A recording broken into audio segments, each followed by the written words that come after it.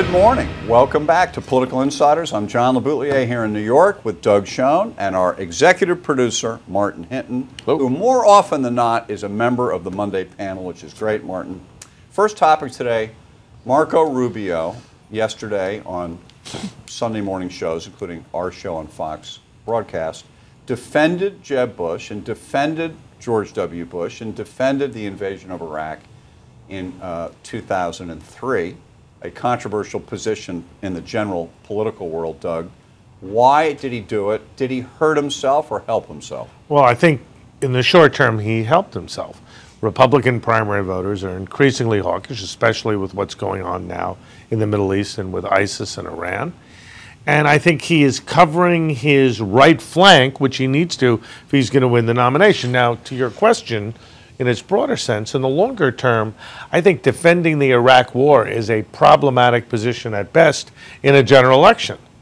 But, and the but is important, you don't get to the general election unless you win the primary.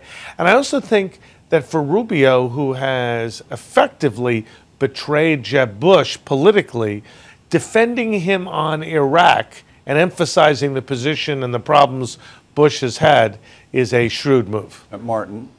Well, I think by saying, yeah, I would have, it leaves everyone with nothing else to say.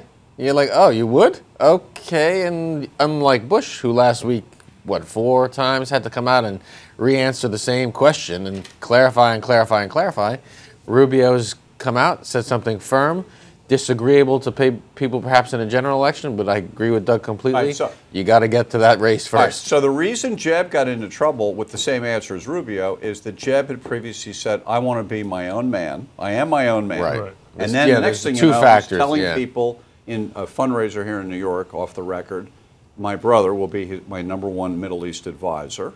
And he announced a staff that's filled with people who advised his brother on the war in Iraq. So that sort of looked like a contradiction, right? I'm my own man, but then I'm really not. Yeah. Rubio has he been a hawk all along on this? Yes, oh, absolutely, yes.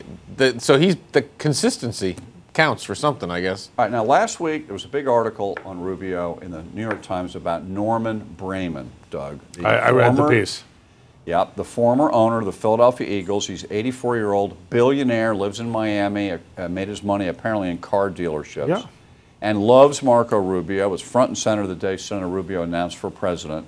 How much influence does Mr. Braman have on this position of all in on Iraq? Well, since Braman is a strong supporter of Israel, and I don't know for certain, but I think he is oriented more towards a hawkish position than a dovish position, I think it's not perhaps direct influence, because I don't think Braman would talk to Rubio about Iraq, but I think there is an orientation, a neoconservative orientation, that Braman would have strong support of Israel, which is both naturally Rubio's position, but one that he understands he needs to take to curry favor with the likes of Braman and others. Yeah. No, I think Doug is absolutely right. It's a convenient coincidence. So yeah, you attract people who are aligned with perhaps your already known standings. Right. Okay. So in less than a minute, in the Republican race, Rubio is the neocon candidate, wouldn't we say? Out of the 20 people running, I mean, he's really the only one that has actively wanted to be the neocon. And this is the way for them to talk about the Middle East without being asked what the hell you're going to do about the problem there, right? Correct. You know, they can talk about the past, and there's even safety in saying, yeah, I would have done it.